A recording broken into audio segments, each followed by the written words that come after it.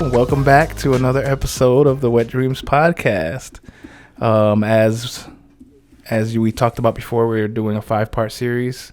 You don't have to do it in order, but today's the second of the 5 mini series of the mini seasons. Sorry. Today we're talking about sexual fantasies and cheating. I'm your host, Jose Gonzalez, and I'm a mental health counselor as well as a sex therapist.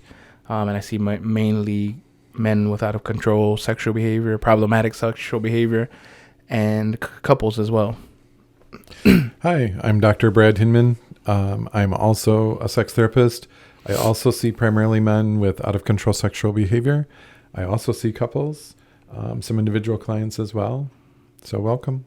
Yeah, definitely. So today we're talking about sexual fantasies. Last time we talked about specifically pornography and how that is viewed and affects infidelity and cheating and all that stuff. And we came to the question was, is porn cheating? And I think we came to the conclusion that it depends, or it's complicated, you know. And I wonder what conclusion we'll come with today, but I won't spoil it. But today we're talking about sexual fantasies. So, I mean, you know, we've talked a lot of our people, especially our guys, you know, have a lot of stuff going on in their brains. And often there's a lot of questions surrounding sexual fantasies and, you know, whether that's bad or some of the things they think about, whether that's things they shouldn't be thinking about sexually, that kind of stuff. So yeah, I'm excited to get into it. So first of all, what constitutes what is a sexual fantasy? What's the definition of sexual fantasies? Well, it probably a short way to explain it is it's like porn, but it's inside our brain. Like it's porn that we made up inside of our brain. Right. So the word porn is probably controversial, but so they're sexualized thoughts, images. They're not memories, right? So it's scenarios that you've made up in your mind that are sexual in nature, right? So you're kind of creating stories in your brain. Right. So they're not sexual memories necessarily, but could you fantasize about sexual memories? So they're like a memory of maybe somebody that you hooked up with, and then you're reimagining that, right? Maybe you're in a different place or it's a different time, and you know now you're in a relationship or whatever. Like so, but the idea is for it to be a fantasy, you're adding on to that memory. You're changing it. You're kind of altering it. Expanding on it. So the minute you like manipulate it, I don't like that word, but the minute you manipulate it, it becomes more of a fantasy as opposed to a memory. Right. Okay, that's interesting. Yeah, for sure. When do fantasies tend to start? I suppose, like in someone's life, if you will. I don't know. It's a weird way to ask it, but when do fantasies start? Well, if you're talking about fantasy, not sexual fantasies, so fantasies start very early, probably like 2 years old. You know, like think little boys jumping off the couch with a towel wrapped around their neck, right? Yeah. Or little girls. Definitely. You know, so that's a fantasy because they're pretending to be Superman or Spider-Man, you know? Yep. And so those are fantasies. My 4-year-old wants to be a unicorn, so that's there you go. It's a fantasy. Yep. And if they play, right, if they're making believe, then they're kind of acting out their fantasy. Yep. And how about like when it becomes sexual? When does that happen? Probably around puberty, right? That's when other sexual thoughts and body changes are happening. So then people can start to have sexual fantasies around puberty, but I've heard of them happening before that even. So like 8, 9. In order for it to be a sexual fantasy, the person has to have some kind of sexual template in place. So they need to know what terms mean, and you know they need to know what this activity is that people that they're fantasizing about. Right. For sure, they have to know what it is, what being sexual means to some degree, I suppose, right? Like what it means to have sexual pleasure and that kind of stuff. So how much control? So the often, the thing I find a lot is, again, we talk to our guys. The guys feel bad for some of the things that they fantasize about, and that's a lot of conversations I have of like how much control you have over your sexual fantasies. So I guess the question is, how much control do you think people have, but specifically our guys have, especially early on when they're younger, with their sexual fantasies, you think? It depends on what you mean by control. And so, like anything that you practice, you're going to get better at it, right? So the more that you fantasize about a certain topic, the better that you're going to get at that. So the more control you're going to have over that. I've met people and talked to some people that they have this elaborate whole fantasy world created with characters and settings and time frames, and it's like a fully developed screenplay that they've developed in their brain, and so those people would have lots of control over that, right? But it's also taken hours and hours and hours for them to develop it to that level. But as far as, do you have control over whether you have fantasies or not? I don't think that's necessarily a thing that you have control over, because it's more like a dream. Most people, there are some people who can, but most people can't control their dreams. And so to me, fantasies are kind of in that realm. But if you do practice control, then you do have control over it. I sound like yes and. I sound like a politician. We were just talking about politics. And so yes, I think we don't have control over whether they happen. We have control over how much we dwell on them, and how much we develop it and linger on it, and what we do with them, I suppose. Right. So that's, that was essentially what I was, the point. Like, so many guys that I see feel so bad, specifically about having those sexual fantasies in the first place. I think in my experience, it's been like, I don't want to be attracted to this thing, whether it's especially, I feel like, things that are not quote unquote masculine, like, for example, anal play, or that's a big example that comes to mind. People feel so shameful about this thing that's not stereotypically masculine, but on the flip side, they have the attraction to it, and it feels good to them, and you know what I mean? So there's this like juxtaposition of like, wow, I just want this fantasy or these thoughts to just go away. You know what I mean? Yeah. And I think that there's a couple of things that cause that people to feel guilty about that, about their sexual fantasies.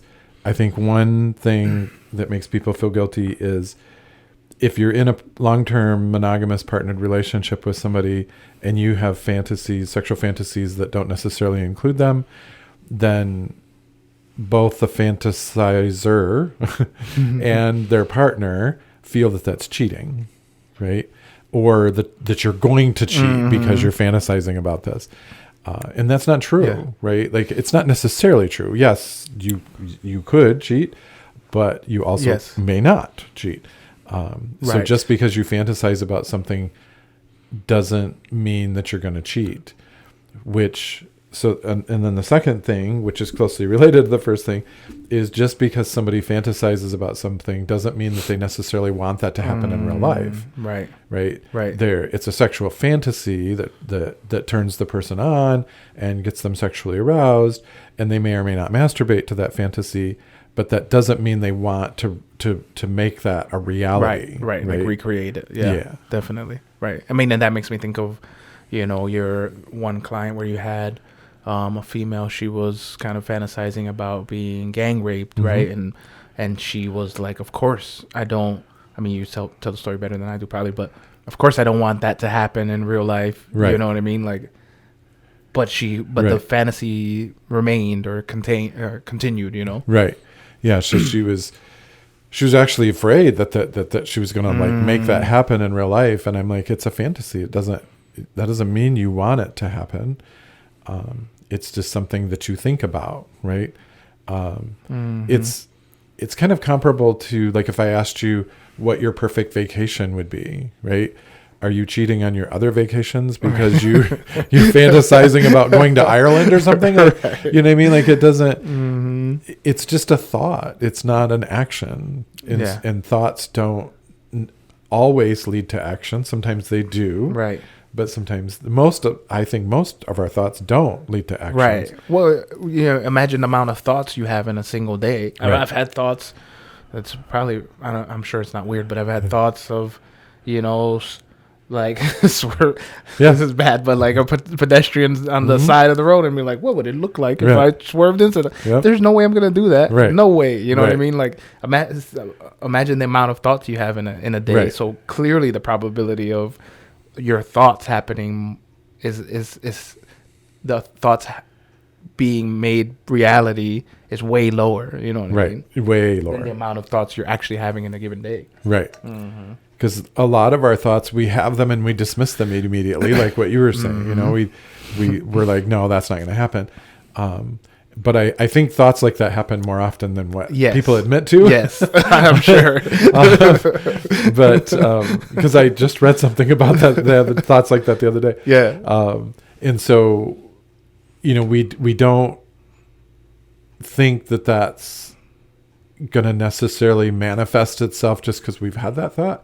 Except for when it's sexual, then we do apply that rule to it for some reason. Right, that makes a difference. Yeah, it's so interesting. Like, why is it different? Because it's sex. I understand. And side note, leave a comment down below if you've ever thought of hitting a pedestrian. But being that it's sexual makes it different. I understand the distinction between having fantasies about engaging in sexual relations with someone else outside of your relationship. I can understand why that is maybe a little more fraught, if you will. But as a whole, I don't know why. I don't get why that, because it's sexual, then that makes it like, oh, that must be something you want. It's just interesting. I think a couple of things lead into that too. For one, we don't talk about our fantasies. We tend to not talk. I'm sure that there are some really healthy, well-adjusted people out there that do talk about their fantasies with other people, but most people don't talk about their fantasies, especially their sexual fantasies with other people, even their partner. And so because fantasy is done in secret, then shame is also part of that, right? Like, oh, this is bad because I only do it in secret. Fantasize.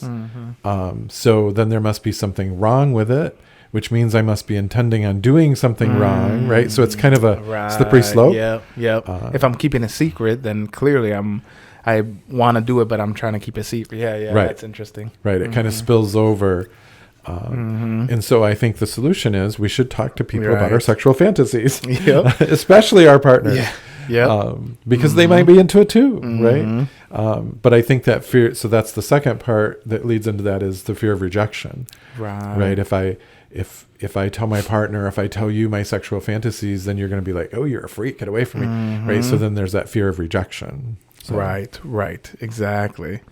Yeah. Well, and that goes into part of the conversation. I guess we'll get there in a second. Well, let's go there. That goes into the more unusual, if you will, atypical. I don't know necessarily the greatest word, but those atypical fantasies. It adds on another layer of like shame in that. For example, like one fantasy someone was talking about was like a feeding fantasy or something like that. Like it's more atypical, if you will. So even less, there's going to be the opportunity to talk about that, because it's unusual, you know what I mean?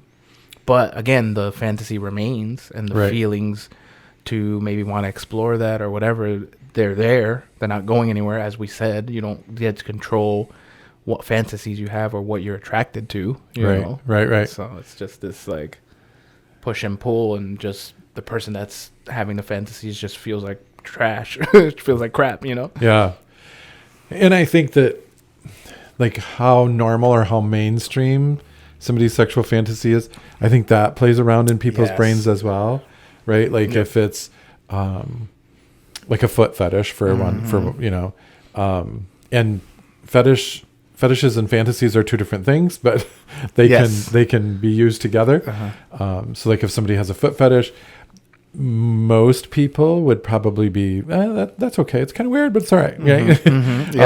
But then if you're talking about like a feeding fantasy or being gang raped, like then more people are like they're kind of weirded out by that. And so those are just examples. I'm not saying one's more weird than the other one, but but there are more common fantasies and less common fantasies. Not applying value judgments to that, but so if you are a person with a less common sexual fantasy, then you're even more afraid of rejection, right? Then you keep it even more a secret, and then you don't even tell your partner. And so then if you're keeping sexual secrets from your partner, that's where the concept of cheating comes up, right? Like you're planning on cheating from me because you're keeping this whole part of yourself secret. Right. Yeah, and we'll circle back again. The secret thing I think is a big one.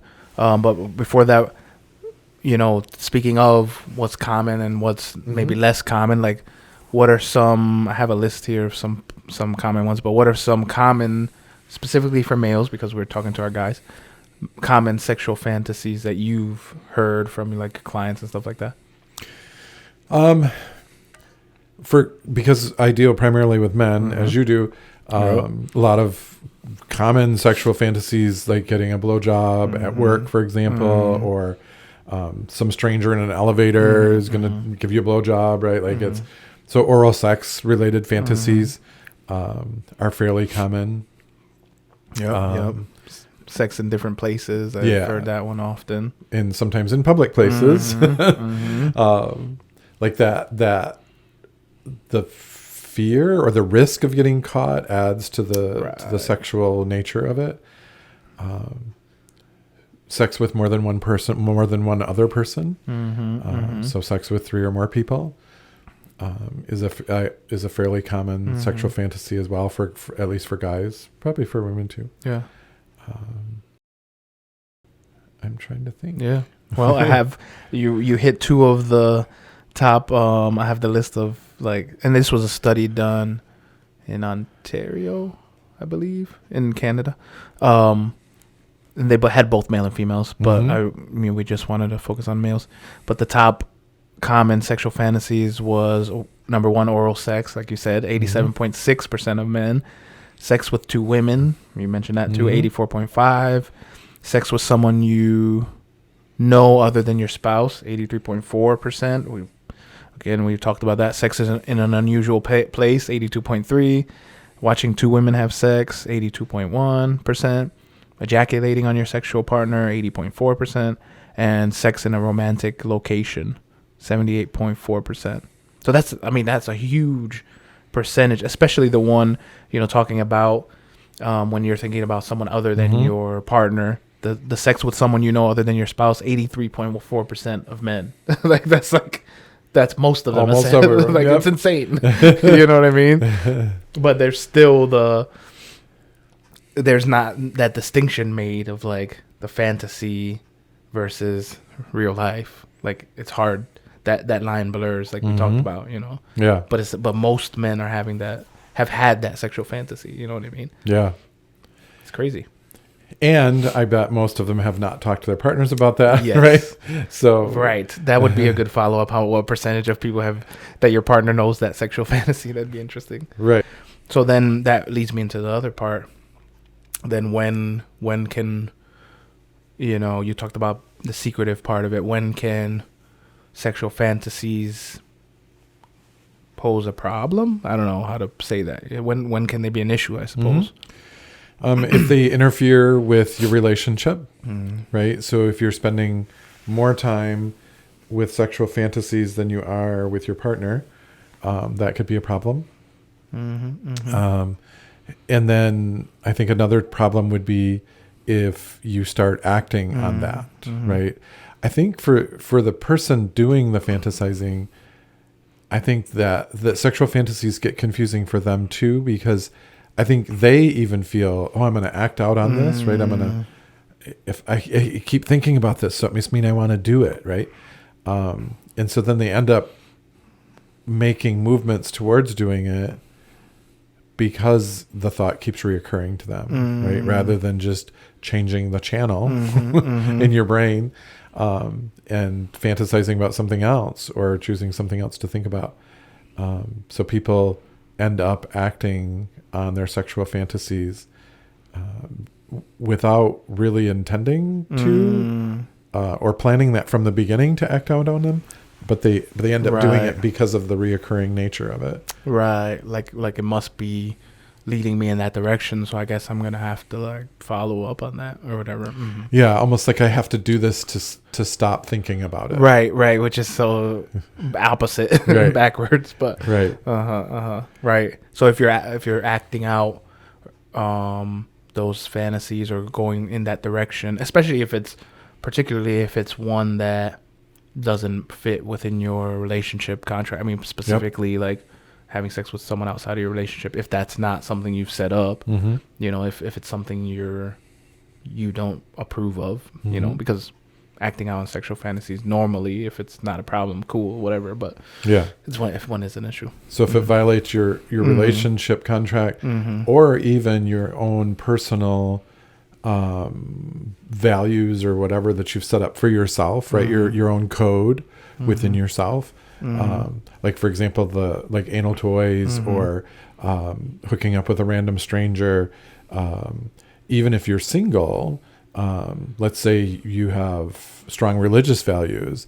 So hooking up with a random stranger might violate your own personal code for your religious beliefs, right? And so that also can then lead to problems, right? Because you're violating your own contract within yourself in addition to your relationship contract. Right, for sure. So like, what do you know, I think, what would you say to people worried about whether their sexual fantasies are bad or whatever? I don't know. It's a vague question and a huge question. It is a big question. It's a good question because I think that there are lots of people who feel like their sexual fantasies are bad. It's how are we defining bad, right? Like it's the fact that you have a sexual fantasy, I don't think is necessarily bad in and of itself. It's what you do with that, right? Are you acting on this? Are you violating your relationship contract? Are you violating your own code of ethics within yourself? Are you doing something that you said that you wasn't going to do anymore? Right. So it's what do you do with that fantasy? Even masturbating to a sexual fantasy can be viewed as cheating by some partners. And so that's why we should talk to our partners about our sexual fantasies. Right. And so, and other experts on this topic might have other opinions about it, but I think that sexual fantasies in and of themselves are not bad or good. They just are. Right. It's like feeling tired or feeling hungry. That's not good or bad. It's what you eat makes it good or bad. Right. Exactly. And like so often, I think talking about the not discussing with your partner, you know, something I found is like when a partner might hear about this sexual fantasy or their mind tends to go to the worst or the most extreme, like, okay, well now this is something we have to do in our lives all the time. Whenever we have sex, we have to do this thing all the time. You know, that's kind of a fetish conversation too, but you know, it doesn't necessarily mean that it's gonna be everything in all of your sexual experiences. Like again, going back to the like maybe rough sex or the feeding or something like that doesn't mean you have to do that every single time you're sexual. Right. But is there a way you can integrate that in a way that you're both okay with, which requires you talking about it? You know, that's like the baseline first, and then you move from there. You know what I mean? Well, and it's funny that we I mean, people do think that, so you're absolutely correct. But it's funny that we think that, because like if you, I always like to take words and then put it in a different topic and see if it fits, right? So if I tell my partner I like chicken Alfredo, does that mean I want chicken Alfredo 3 times a day, every day for the rest of my life? No. Maybe. No. Maybe. But no. So just because we like something doesn't mean that that's the only thing that we ever like now. Right. Like it's, yes. You know, so telling your partner, hey, I might want to incorporate massaging your feet into a sexual session once in a while. That doesn't mean it has to be every single time, right? Right. Because we'll get bored. Right. But once in a while, that'd be cool. Yeah. Right. Yeah. Exactly. Yeah. I mean, and also like, I think there's part of the conversation is figuring out too in some ways what the fantasy is telling you as well. Like going back to that example of your client that had like fantasies about gang rape, there was like reasons behind why. Like it was something about like this desire or the extreme desire for someone to want her that made it kind of appealing or whatever. So I think not to say don't do this in other contexts, don't do sexual fantasies, but there's also some room for like what is it telling you, or what are you getting out of that? You know what I mean? Someone wanting you that much that they would forcibly do something to you, okay, don't put yourself in that position if that's something you don't want, but there's other aspects to it that's appealing to you. You know what I mean? Or is it someone catering to you, like whether it's like the foot massages or feeding thing or whatever, you like the idea of someone waiting on you, and you can integrate that part of it in other ways that doesn't have anything to do specifically with the behavior, with the fetish or whatever. So yeah, absolutely. Asking yourself, like, why does this thought keep coming back to me? Why do I keep dwelling on this? What is it that I need from this, right?